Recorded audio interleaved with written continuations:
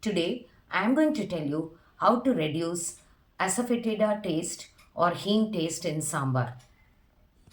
Here, I will be giving you a set of 4 tips. Listen to all the tips very carefully because any one of it might be very useful to you. Tip number 1, take a pan.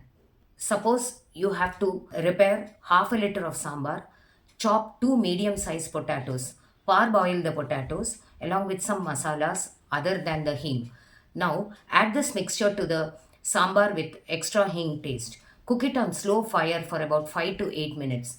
What happens is the extra hing taste is being absorbed by the extra potatoes which you are adding and the masalas. In case required, you can also add 1 or 2 garlic pods. Even that will be very useful for you to pull the hing taste.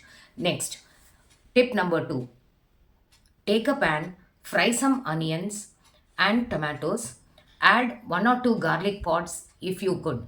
Now, add little water, cook it slowly with some turmeric powder and other masalas. Add this mixture to the sambar with the extra hing taste. Now, when you cook it on slow fire, you will find that this extra onions and tomatoes along with the garlic will pull the extra hing taste.